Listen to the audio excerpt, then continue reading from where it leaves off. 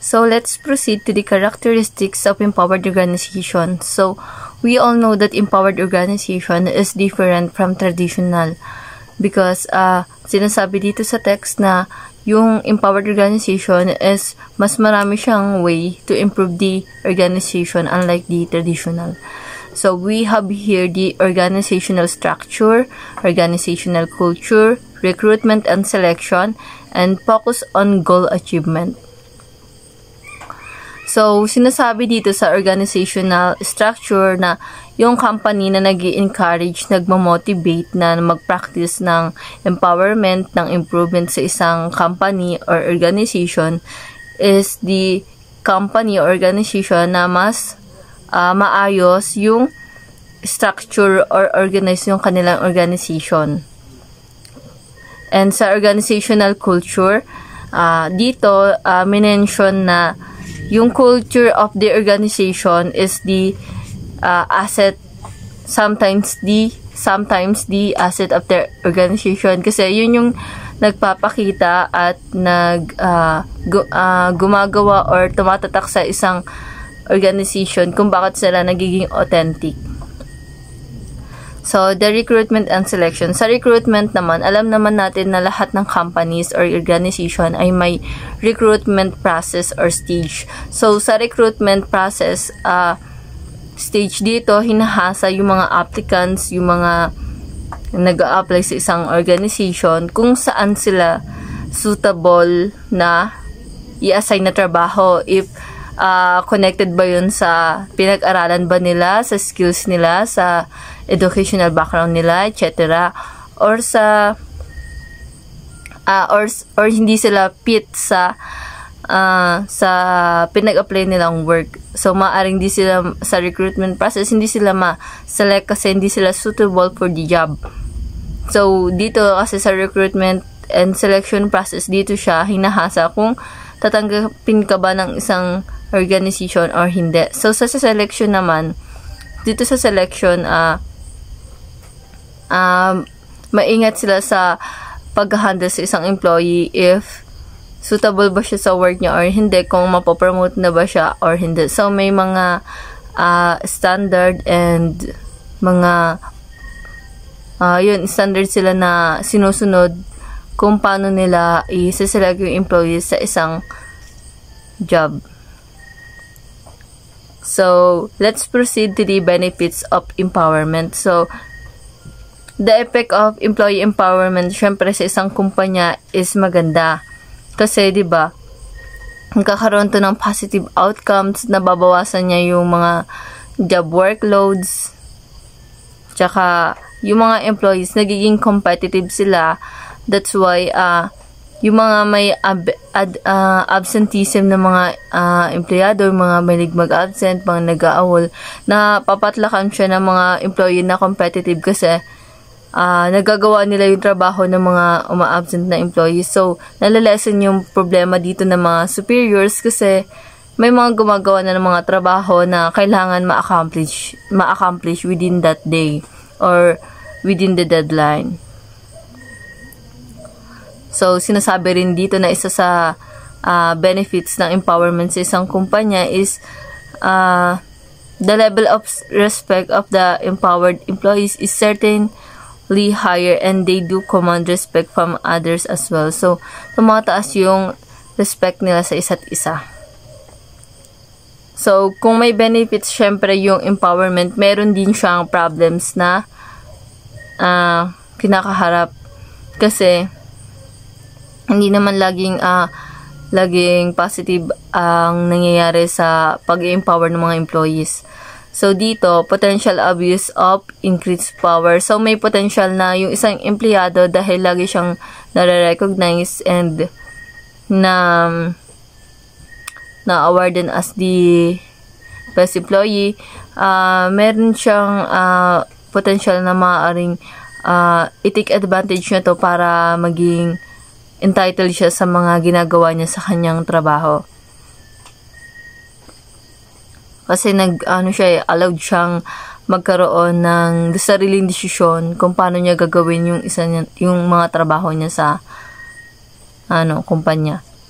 So sa chances for focusing on one's own success. Sinasabi dito na ikaw, kunwari, binigyan ka ng task or assignment na kailangan mo ma-accomplish. Tapos, nag-focus ka lang dun sa success mo na matapos, sa success mo, sa goal mo na matapos mo lahat yon, na hindi mo tinitingnan yung ibang department, hindi pa sila tapos. So, walang sense yung ginagawa mo kung ikaw natapos mo yung work mo, tapos yung mga kasama mo, hindi pa nila natatapos yung kanila. Kasi, at the end of the day, ang tinitingnan dyan ng isang head is kung ma-accomplish ng buong team yung inassign sa kanila. So, kung ikaw lang nag-success na matapos yung gawain mo, nag-failed ka pa rin. Kasi, as a whole organization, kailangan yung tulungan to accomplish the achievement, accomplish the goal na kailangan nyo maipasa within the deadline. So, dito naman sa support and cooperation of the superiors. So, nagiging problema din ito sa isang organization kasi hindi naman lahat ng thoughts and opinions mo is nasusuportahan siya or nakikipag-cooperate yung mga superiors mo kasi marami silang dapat isaalang-alang at nakadepende ito sa mga sa lawak ng ideya, ng proseso, sa otoridad kung ma-approve ba siya ng mga heads. Sa increased training cost naman, kasi as we all know, every company, organization, kailangan talaga yung mga employees nag-undergo sila ng training na nakakatulong sa pag-increase ng improvement ng company, especially sa capital ng company, kasi nagiging asset yun para magkaroon pa ng maraming capital yung isang company, syempre. Then, nagiging problema siya kasi yung training cost, yung ginagastos ng company, tumataas kasi pag sinabing training, nagkukuha pa dito ng mga speakers na professional, na daming natapos na mga degree, may maraming credentials, kilala, and also the transportation, the food na magagastos, and kasi diba yung ibang kagaya sa pinag-OJT-han ko, yung mga sales executive managers and sales staff, nag-undergo sila ng trainings sa iba't ibang lugar, like nung nakaraan lang sa Boracay sila. So, 1 week sila doon. So, expenses yun ng company, napakalaki ng budget na nagastos nila doon kasi yung food, yung yung transportation, yung hotel na tinulugan ng mga employees is gastusin nila yon. So, nagiging problema yun sa isang company.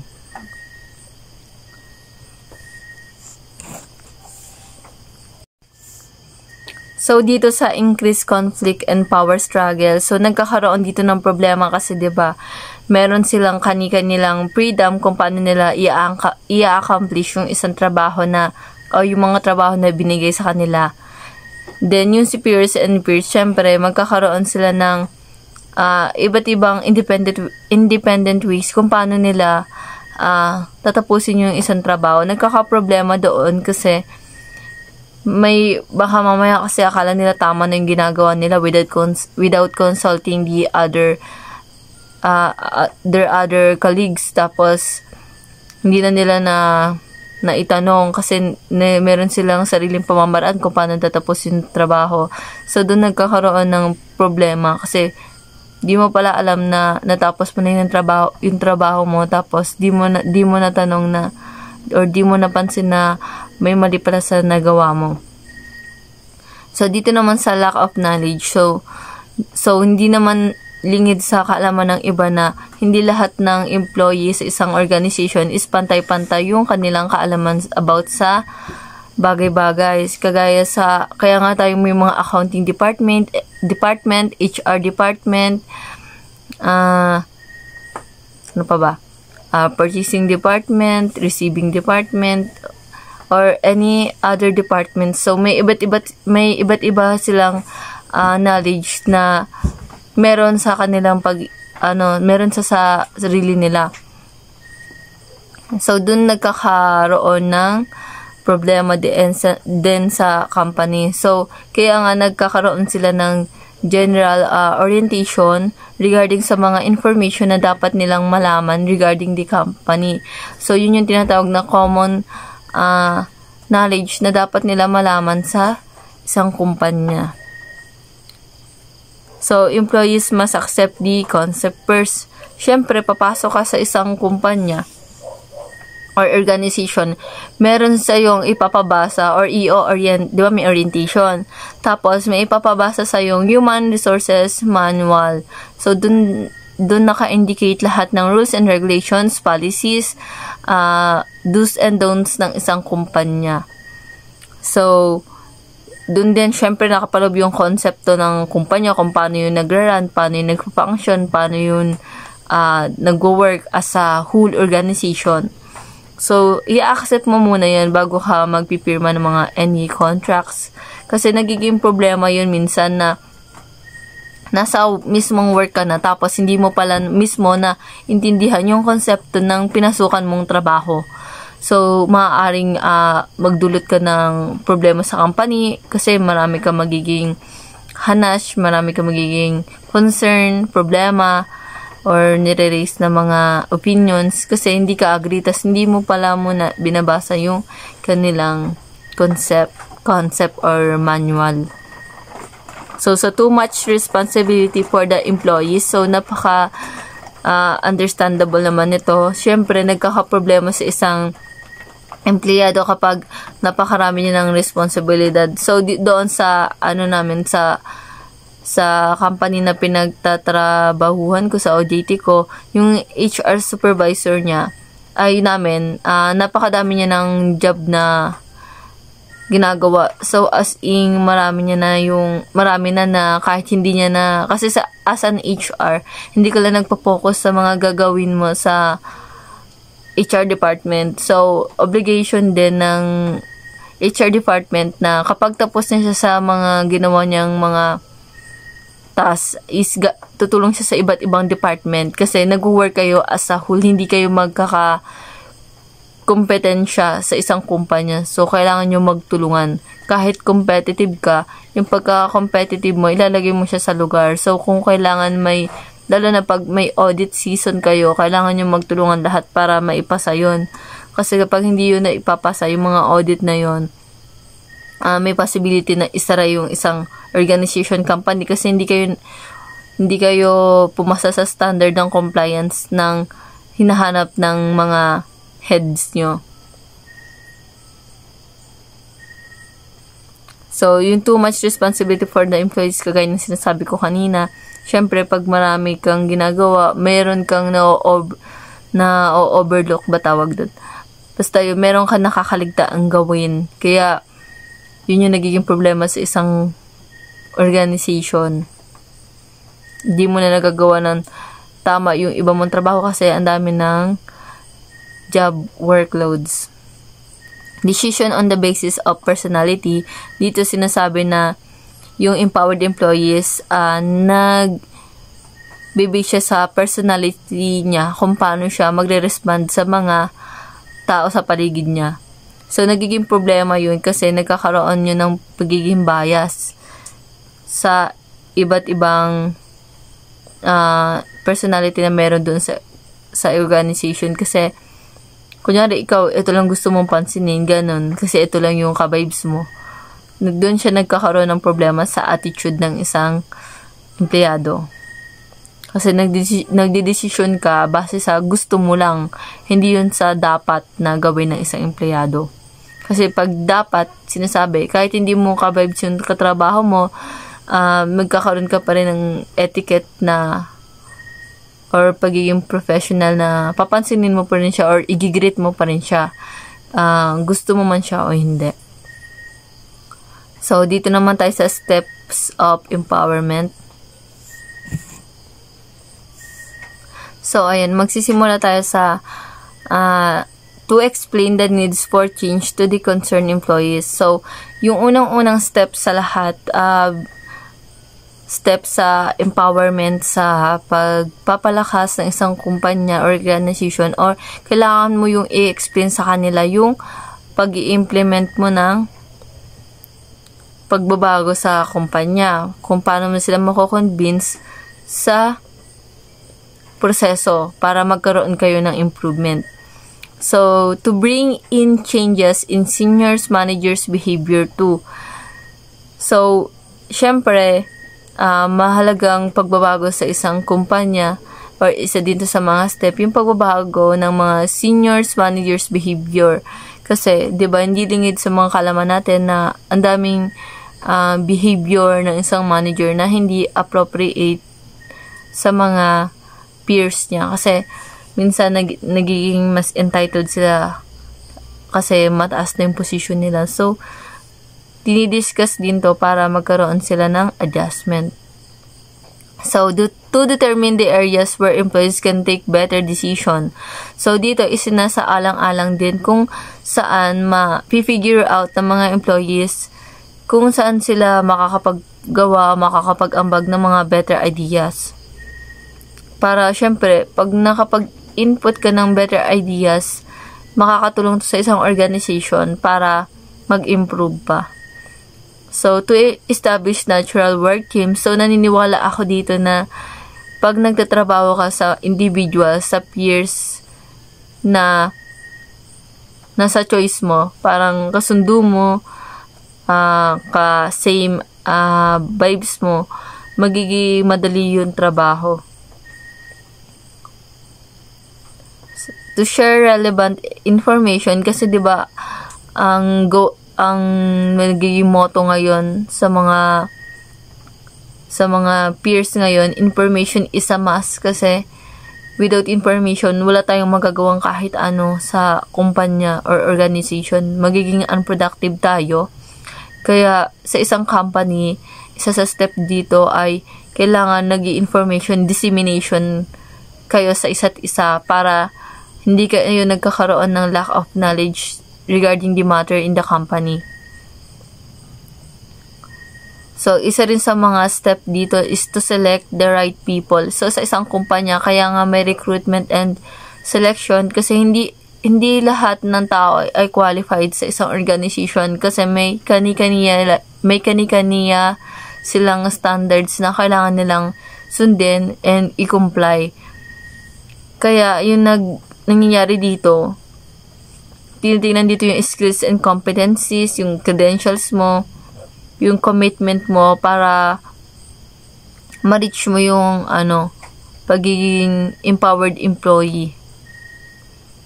Kasi yung mga HR, tinitingnan talaga nila sa isang tao kung suitable ba siya sa trabaho na ina-applyan niya.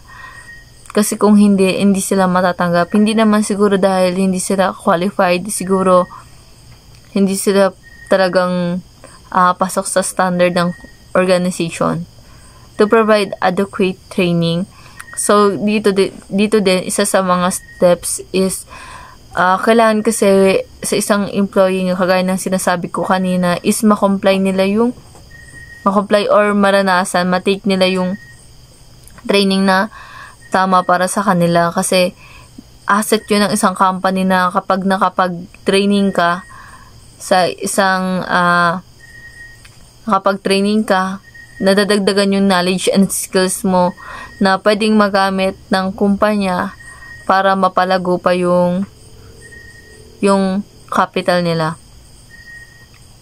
To communicate expectations.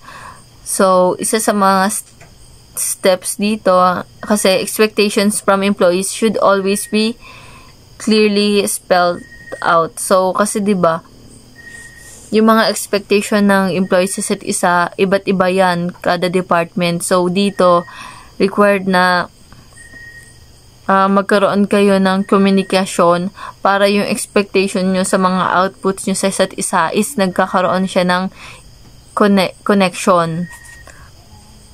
To align reward and recognition policies. So, dito naman, kasi 'di ba, may mga research na rin na napatunayan na as long as nare-recognize and nabibigyan ng reward yung mga employees, kagaya nung sa thesis namin, nagiging mas productive and competitive yung mga employees, nagiging motivated sila na gawin yung mga jobs nila ng tama. kasi nagkakaroon ng reward and recognition, napifeel nilang na-appreciate and napapansin yung mga paghihirap nila sa organization. So, to have patience and expect problems, isa sa mga steps kasi yung pagiging, di ba nga, sabi nga sa kasabihan, patience is a virtue. So, kapag marunong tayo pasensya, ibig sabihin daw, ina-accept natin or ina-adapt natin yung change na maaaring mangyari or maaaring dumating sa isang sitwasyon. So, the effort would hardly be foolproof at least at the beginning. So, syempre, kapag nag-work ka kasi hindi mo dapat iisipin na walang problema kasi laging may dumarating na problema. So, pag ini-expect mo yung problem sa isang company, dapat nagre-ready ka na rin ng mga possible solutions para hindi ka mangarag syempre. So, let's proceed to the empowerment and organization development. So, sinasabi dito sa paragraph na to na yung effort ng isang organization, yung development ng isang organization ay nakadepende siya sa individuals. Yung individuals na yun yung mga peers, colleagues, yung employees sa loob ng organization. Bakit siya nakadepende doon? Kasi ang pagiging productive ng isang empleyado ay nakakatulong siya sa pag-grow ng isang kumpanya. And dito, sinasabi rin na, di ba, yung organizational development, para siyang itinanim na pagbabago. Ibig sabihin nun, para ka nagtanim ng butil, tapos inalagaan yun, tapos nag-grow. Ibig sabihin nun, yun na yung planted na goal mo para mapa-improve mo pa at magkaroon ka ng productive na kumpanya. So, ina-address na to yung issues. Siyempre, yung organizational development, patuloy siya nagpapalago, nag-i-improve, nag-i-enhance, nag-upgrade. Ito yung nag-a-address lahat ng issues. Ano ba yung mga issues? Ito yung mga problema sa isang kumpanya, sa belief, sa value system, sa prevailing in the organizations, as well as the individual attitude. So, hindi lang sa pagpapalago ng kumpanya, nakapokus tong organizational development, nagpo-focus din to sa bawat individual, sa kanilang values, sa kanilang performance na ipinapakita sa isang kumpanya. So, lagi nating tatandaan na yung organization development ay hindi kayang mag-grow kung wala ang tulong ng isa't isa. Hindi niya may empower yung sarili niya nang walang tumutulong sa kanya. So, as a team in the organization, nag-help sila sa isa't isa para ma-achieve yung common goal nila sa isang organization at para magkaroon sila ng unity. So, that's all and thank you. Thank you for listening.